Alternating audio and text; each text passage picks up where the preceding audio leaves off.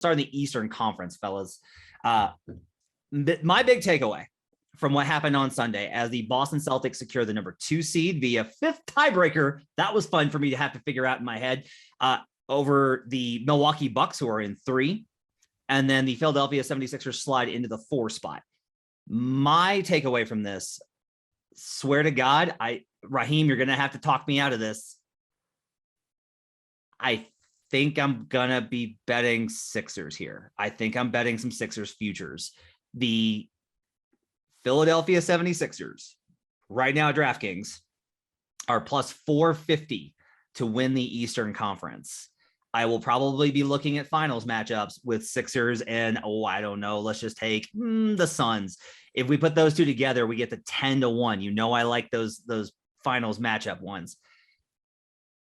We can talk about the Toronto series when the time comes, but we can't kind of deny that the Sixers wound up getting a weaker first round opponent than potentially the Nets. They don't have to play the Bucks. It would have been nice to face the Bulls for sure.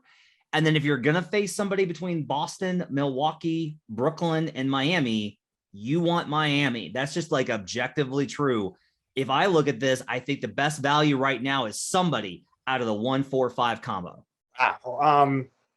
So basically your turnaround on the Sixers in terms of you seeing value is based on their matchups and the fact that they don't have to face the Bucks in round 2 or the Celtics in round 2. That's basically where you're at. My feelings will change if the Nets lose the first playing game to the Cavs. At that point, I'm going to be like, yikes, right? Because I don't want Sixers Nets in round 2. That's not a thing I want. I have trepidation about Miami here. I've been spouting this stat for months. Bam Adebayo is 7-3 now, straight up in his career versus Joel Embiid.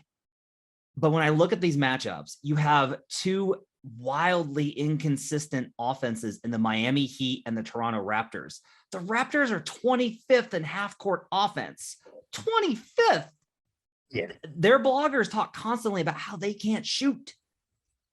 Like, even if the Sixers sixer the hell out of this, they still might win in 7. I think the series goes long because the Raptors will never die.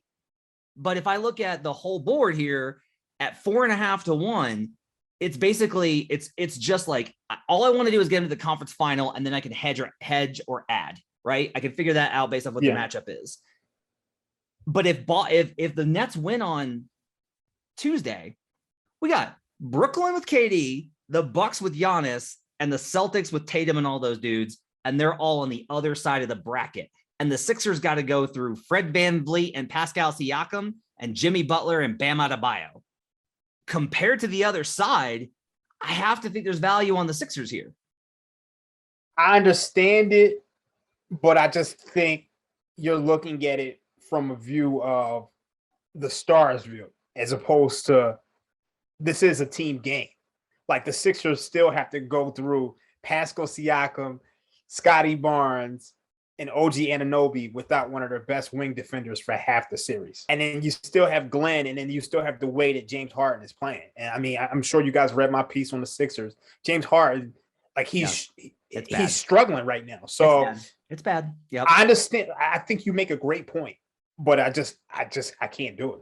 So yeah, I think here's the thing I've kind of gotten to with the Sixers, even with Harden's struggles, is I look at it and I kind of go, okay, so Harden's not playing great, and maybe Harden's washed, but Tyrese Maxey's not. Like, Tyrese is legitimately good. And what I think about a lot is how teams are going to defend them. And teams are still going to defend Harden like he's Harden. You can't just like leave him alone and dare him to shoot. That's not what you can do. So he's still going to be able to create offense, I think, for others. Tybalt, for sure, in the games in Toronto, which there's a maximum of 3, it's a problem. Honestly, Fred VanVleet doesn't do a lot on ball. Like, who is it that you need Tybalt for in this matchup? Like, FEV is gonna get offensive rebound 3-point attempts. That's where he kills you. That's like, oh, you got to stop on the Raptors. Oh no, you didn't get the board. Oh, there's Fred VanVleet open, and that's a 3. I don't need Tybalt to hound Fred VanVleet for 35 minutes. I just need him to be able to hang. Brandon, we talked about this a little bit on Friday about how like I was probably going to start leaning towards Sixers if they wound up in the 4 spot. When you look at the whole board, you can either respond to my Sixers point or you can go in a different direction. I will give you the wheel to direct this. I'm going to do both. First of all, Thibault, I think it's more you want him out there as like the free safety. It's not that there's a one-man matchup that you need him for. You just want him out creating chaos and turnovers. And so there is that. He'll be missed. The Sixers rating with Harden and Thibault on versus Harden and Thibault off is a huge difference. Here's my argument against the Sixers' future. I mean, I'm out on the Sixers. I don't want to bet it. That's not the argument. The argument is this. I don't think you're getting a good price because you're going to get to next round and you're going to be an underdog on the road to Miami. Miami's going to be the favorite because they got the home court. You're going to get to the Eastern Finals and be a probably serious underdog. You're probably on the road again against Boston or against Milwaukee, or you're playing Brooklyn, which you don't want. And we know Brooklyn will be favored anyway, home or away.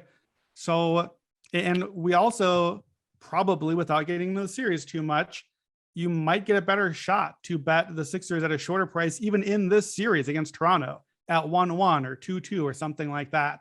So even if you do like the Sixers, I don't, if you want to bet them, why not just bet the series and then roll it over. Keep playing it, because that way too, you take the injury thing out of the question. You don't have to worry about like, well, we're going to advance out of the second round, but Harden's hamstring went again or something.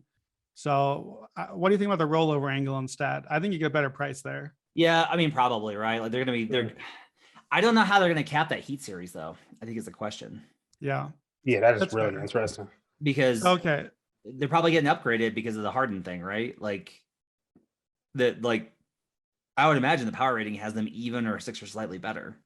Home court's going to factor, but I don't know how much, right? Yeah, but do you think though the Heat get the first 2 games at home? So even if you don't get the right matchup or the right price that you like, Heat win game 1 at home. Now you're going to certainly get a price that you feel pretty good about. I feel like if you want to bet the Sixers and you like the path and you like how they're shaping up, I feel like you can situationally bet them and be in a much better spot without unnecessary risk than just playing the future. It feels like a team with all the questions we've seen on Embiid and Harden and their health and their playoff history. To bet on 12 wins right now seems unnecessary. So that's what I think about them. To me, my case on the East bracket is I think that everything's coming up Bucks. This is the perfect outcome to me for Milwaukee. Here's what happened. Number 1, they got a bye in the first round. I love you, hometown Chicago Bulls. It's not happening. We'll come back to it this week. I know we're all looking at the sweet price already. So they're going to be moving on. That's the matchup you want in the first round. It's safe. You're fine. Round 2, you're going to face the Celtics or probably the Nets. That would be ideal. To me, if you're the Bucks, the 2 teams I don't think you're worried about anyone. The 2 teams you least want to face, I think, are the Celtics and the Nets. And now you're guaranteeing one of them knocks the other one out. And you get to play them right after that while you're probably rested for like a week and they're coming off a grueling 6 or 7 game series. That's a big rest schedule advantage spot for you. And then you get to the Eastern Finals. You're the favorite there. I think it's a great spot for the way that Milwaukee basically punted on the season for the most part and just kind of like kept it in the 3rd and 4th year the whole way. I don't know. You could really draw this up much better for the defending champs. Yeah. I mean, look, I like the Bucks from the beginning. Like I was betting them when they were middling in the beginning of the season, right? Like I've continuously, like I have a bunch of Bucks Suns futures that I need to kind of factor in. we're going to be playing the Bucks versus the Bulls for sure. Look, as confident and as much as I've trashed the Nets all year, I am a little bit nervous about Celtics Nets potentially being the path for the Bucks, right? It's gonna be really wild if the Nets win the play-in game, beat Boston, and then an 8 seed play-in team or a 7 seed play-in team is the favorite in round 2 versus the defending champions. Like that's gonna be wild, but it's also kind of possible. I have a hard time. I think here's one thing, and I know that Ra's on this. I'm a little bit worried about the defense. It's just, I want to believe like, you know what? They're just coasting. They're going to lock in when the playoffs come. They'll be ready. They've been good in so many big games, but God, they have given up a ton of threes. Just like every game, they're giving up a ton of threes. And some of that concerns me. So I don't know that at this price, I love it. Here's a crazy one. This is kind of crazy. So I'm looking over at BetMGM, and they've got stage of elimination bets up. Bucks lose. So here's a fun one. Bucks to win the title. Bucks to win the Eastern Conference title is plus 240. Bucks to lose in the NBA Finals is plus 600. So you can get there and then probably hedge the other way on it, given that the Bucks will be favored in, I think, most matchups. Like, honestly, if it's Bucks Suns, I don't know who they're going to put as a favorite. I really don't. And they're favored against anyone else, surely, right? And they're favored versus anybody else. Yeah. Right. It seems like the Suns would be like minus 120. They got the home court. Yeah, that's fine. That's fine. Right. That's okay. Because even at that price, I've still got a good hedge option there. Right. Yeah. So I kind of look at like those kind of options. Sixers, if we just want to say like losing the conference finals, that's plus 300. That's basically, but I guess the question is, can I just roll over these two series and make more? I have to do the math on that to figure out, like, can I roll over the Raptors series and then what they'll be versus the Heat? And we'll kind of see. Rod, do you have an Eastern Conference play you want to talk about quick? I like the Celtics. I'm going to be honest with you. Okay. I mean, I know we're talking about the Nets, but this is still a team that just can't get stops when it matters. And like, that's concerning to me. Like, they pretty much need 60, 70, 80 points from Kyrie Irving and Kevin Durant in order to beat anybody. You know, you have a tanking Knicks, you have a Knicks team which is basically playing for nothing, and you need a 25-point comeback to beat them. So I think that the Celtics are rightfully going to be favored in that series. And to me, I think the Celtics are the best team in the Eastern Conference. I know it sounds crazy. Everybody loves the Bucks. I think the Bucks just have the best player. But as far as like the best overall team right now, to me, I think it's the Celtics. So one of the things I want to do is that, obviously, I think you mentioned it earlier, is that you can put these conference teams together. I'm looking at the Celtics and the Suns. I mean, you put those together, you get plus 1,000. And then I also want to do the Celtics and the Warriors. I know I've been talking crazy about the Warriors all year long, but you see it. You see, I know you see it, don't you? You see it's like you can get the Warriors at plus 425 to win the West. And right now, Clay is starting to emerge. Jordan Poole looks really good. You get a healthy Steph Curry back, and you're in a really, really good position. And look, I know I've been talking about the Grizzlies all year long and how they're live against the Warriors, but the things that they do, scoring in transition, all of those things can be negated in a playoff series. And look, I mean, the only team in the West that can beat the Suns is the Warriors. So at plus 425, I like it. So, I mean, I want to combine. I think to me, I think the West is between the Suns and the Warriors. So I'm going to combine the Celtics with both of those teams. And then, you know, I think you get if you combine the Celtics with the Warriors, I think you get it at plus 2,600. You do it with the Suns, you get it at plus 1,000. So I like those. Go further. Celtics to beat the Warriors is plus 6,600 at BetMGM. 66-1 on Celtics to beat the Warriors.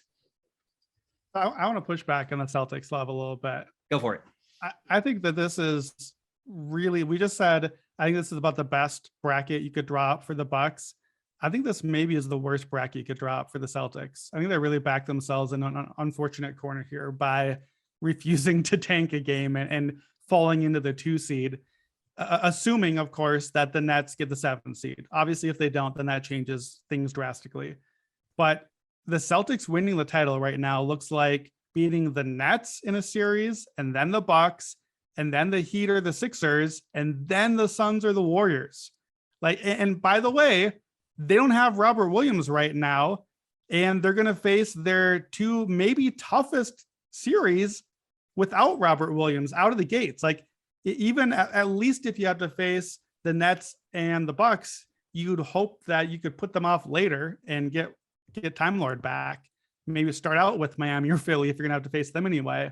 So I don't dislike the Celtics. I agree they've been really good. I think they've won 28 out of 35, something like that. Like it's been great. They're a great team, but it's hard to buy a future when that is a really hard path to pull off. But here's the thing: if they're a no bet for you, the Bucks have to be too, right? How so? Because if the whole thing here is the path is too tough, that's my whole reasoning with the Sixers is that the Nets, Bucks, Celtics, I think you can make a very, very strong argument. Those are the three best teams in the East and three of the five best teams in the league. And if they all have to go, if they have to go through each other, then I don't know that there's value there. Like, yeah, I have a hard time, like, I just don't know if I want to bet on anybody out of that bracket. Like, yeah, I might bet the Bucks to beat the Nets out of like sheer stubbornness about how I feel about their front court. I am worried about the Nets Celtics thing because everyone kind of goes back to like, Boston beat him in that Sunday game. And I'm like, Jason Tatum went absolutely thermonuclear and they barely got by him. Like, barely got by him. And that was with Robert Williams, probably not going to be available for this first round series. Oh. Yeah, now, but I will say this though, Brandon, I think we can both agree if the Nets lose on Tuesday, that changes the whole equation. Totally changes that because the whole thing is that you're facing the Nets first rather than facing the Cavs. That is a slight different swing. Who do we think is favored in Bucks Celtics second round if that's the case? The Bucks are favorite. Yeah, the Bucks are favored for sure. How much? I think somewhat comfortably. I mean, I think that they should be a clear favorite. The books love the Celtics team, Brandon. Like I'm gonna be honest with you. That's really close. I forgot Boston was at home. I had it upside down.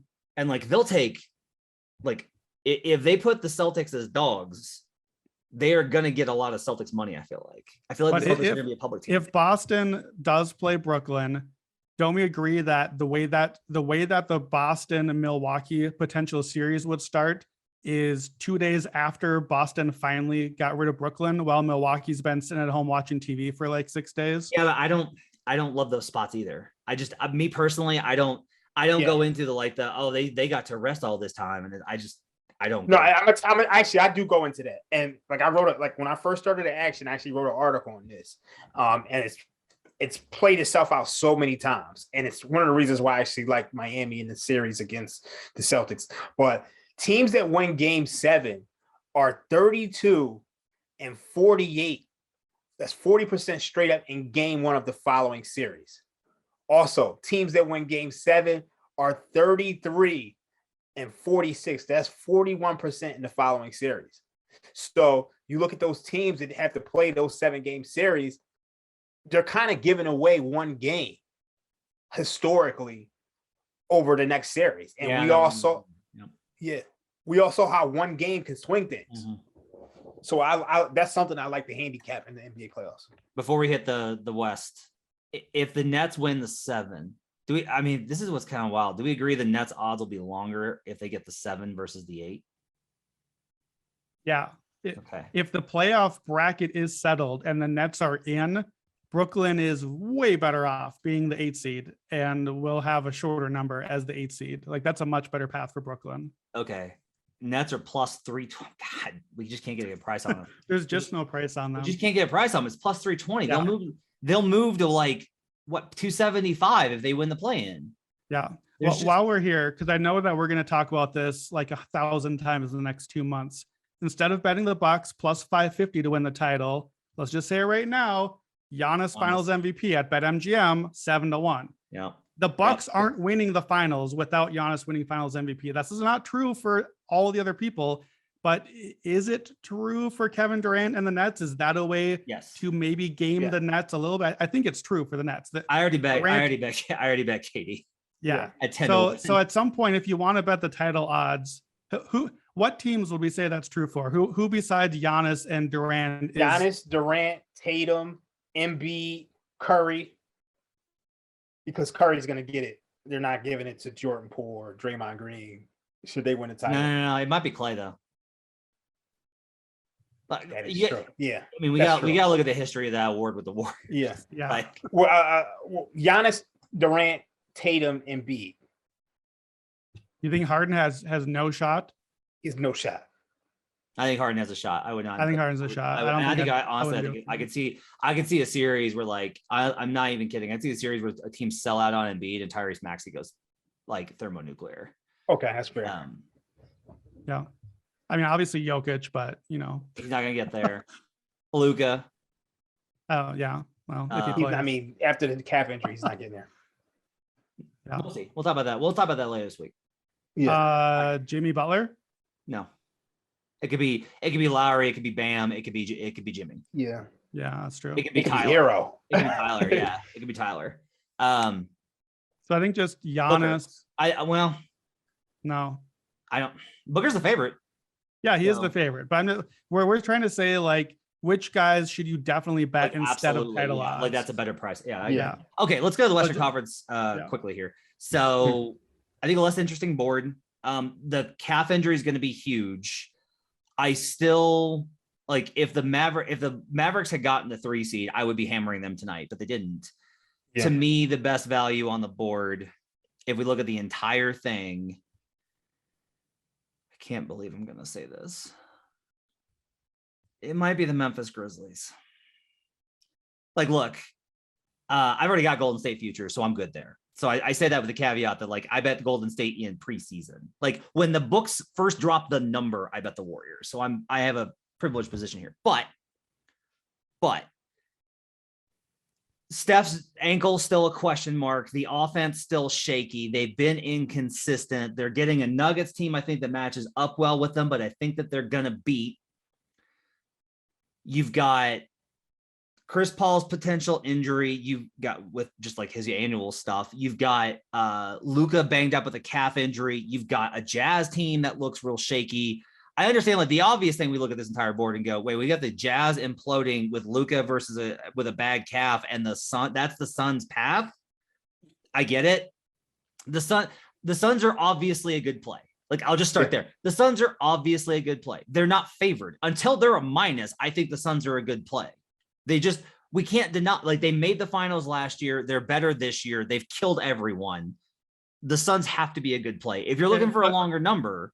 Wait, but I gotta interrupt you though, because on the very last podcast we recorded, I asked you Suns versus the field. The Suns are plus 105 right now. So it's basically even odds, Sun versus the field. You took the field. So if the field is the better play, then how are the Suns a good play at the number they're at? That's why I think it's fascinating about these playoffs, is I think, honestly, like, I think it's open. Yeah. Like, I think it's open. I think the Suns clearly have to be the favorite. I don't think that they're a good play at the number they're at, though. It's just, it's not a price that you can play at plus 105. Well, I'll say this. If you're playing Suns, you got to play him to win the title. Like, yeah, you got to play him to win the title.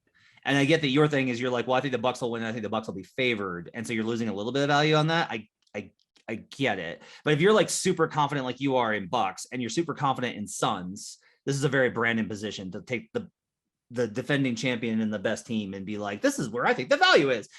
But this is what's weird though. You like the long shots, but I can't get you on these finals matchup bets. Just take the Suns and Bucks to win the finals matchup. I've never understood the finals matchup thing, because I'm now parlaying two teams to stay healthy and win 12 games each. Why do I want to have to put both of those things together? There's so much. Every playoff, so many things go weird and wonky, and guys get hurt. I mean, we saw the Warriors and the Cavs make 4 finals in a row. I'm trying to get to the final 4, and then I'm going to hedge. And I'm willing to take, like, this is part of it. I'm willing to take this is the difference. I don't want the monster payout. I want a monster payout I can hedge.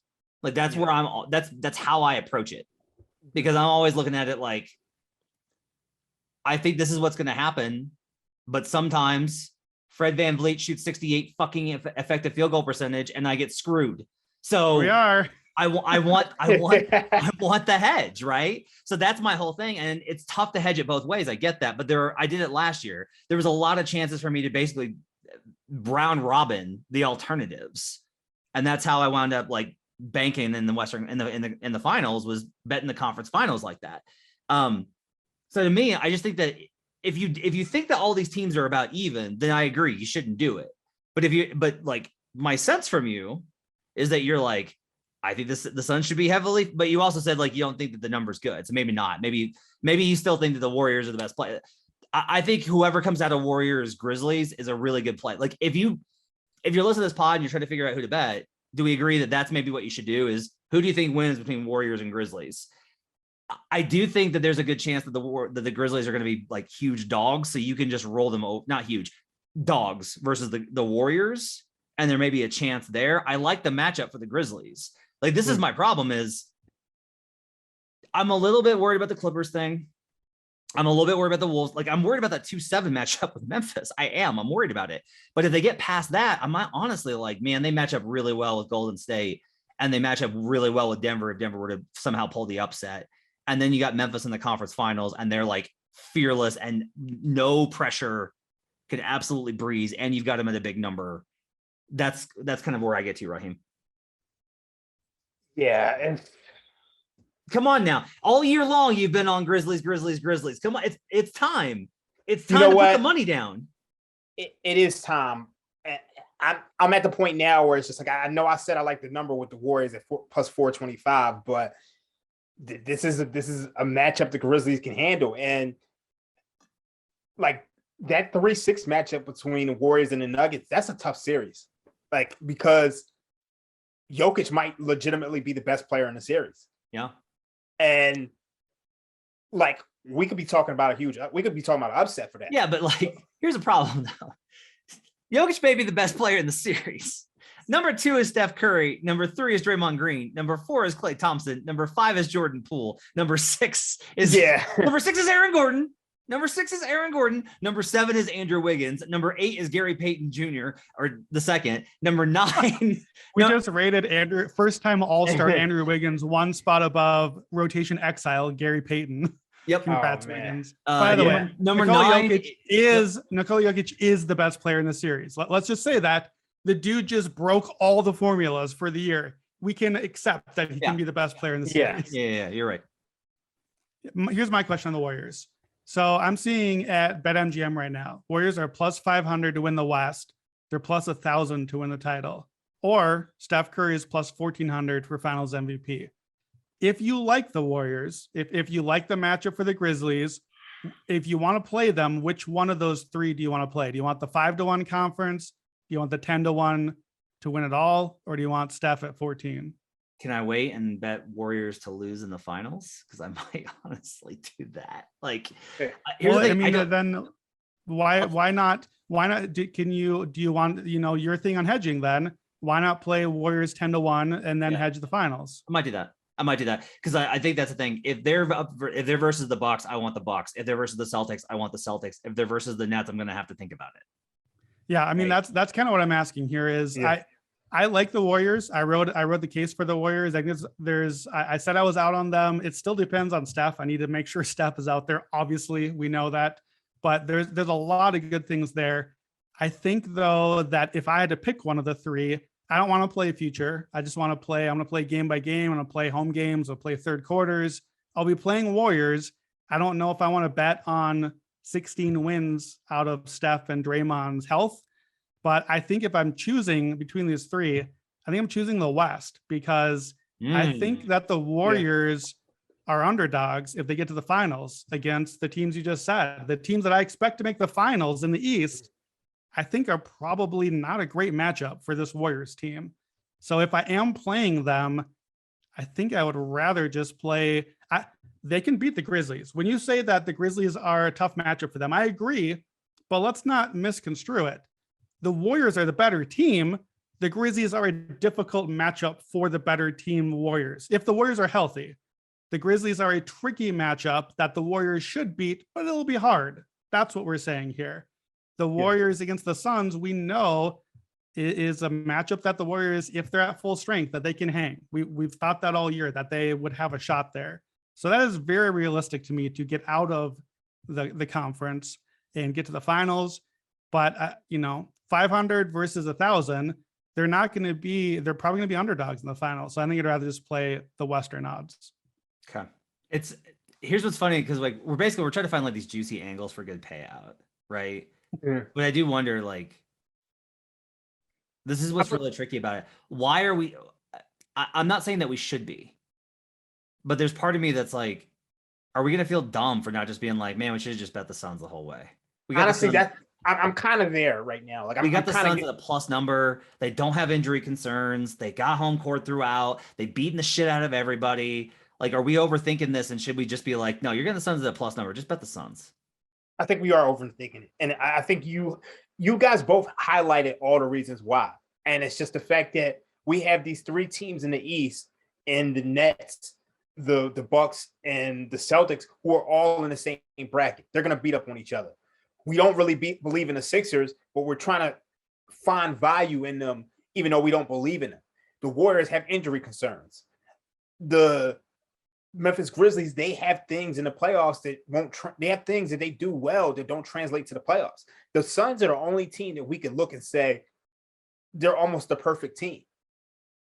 So it's just at plus 250 to win the title. We could grab that, and if they make the finals, you still have the ability to hedge that. I just think no matter how great the Suns have been, it's hard for me to believe that the Suns are so good that we are never going to get a better opportunity or a better price than the number that's out there. It's not a bettable number to me. And at some point, when it's 2-2 in a series, or they lose a game one, or somewhere along the way, like by just betting along the way, I don't think I'm losing too much by waiting this out. There's the upside of waiting for a better price is worth it than what I might lose by waiting a little bit. I feel like we should just bet they'll put up the alternates on the win price. So they won't just list minus, they won't just cap it -2.5. They'll put them up as the alternates. They'll just juice them. And I kind of feel like we should just take Suns -1.5 or -2.5 and just like roll it over. Yeah. I was going to ask you guys this, not that this is a bet that we can make, but first two rounds, over or under 3.5 losses for the Suns combined, and the under is -140. I'll go over. I like the Dallas matchup. I like that for them. I think the Mavericks can actually push them, not win. I think they can push them. If it's Utah. But if it's I'm grateful. I'm grateful that Utah ended up in that 4-5 matchup, because as you heard at the end of our last podcast, I got perilously close to possibly talking myself into a Jazz position. And then I did a little work and checked on Jazz versus Suns just to give myself a reminder. And for that reason, I'm out. So yeah. So, okay. This question then, same thing. Raheem, this for you. I asked Matt this on the last podcast. If you were going to bet a future on someone in the West that's not one of those top three, no Warriors, no Grizzlies, no Suns, if somebody else comes out of the West, who is it, and is it worth sprinkling on? The Dallas Mavericks. And it would have been worth sprinkling on until Luka injured his calf tonight. Like that was my future coming into tonight. Yeah. But we'll talk about Luka. We'll figure out where he's at when we do conference previews later in the week. For now, we're going to wrap up this edition of Buckets. Thanks for joining us. I'm going to probably go bet the Philadelphia 76ers and hate myself. I'm also betting the Raptors. You know why? Because fuck Raheem Palmer. That's why I'm betting the Raptors. He's not getting me this year. Raheem Palmer. I'm betting the Raptors to win the Eastern Conference at like 30 to 1. Oh my God. You can check out all of our work on the Action Network app. Download, rate, review, subscribe, tell a friend about Buckets. Helps us out so much. Let us know what you think on Twitter and what you're betting in the NBA playoffs. For Brandon Anderson, NBA futures analyst, professional bettor Raheem Palmer, I'm Matt Moore. Thanks for joining us. It's playoff time, baby. Let's get buckets.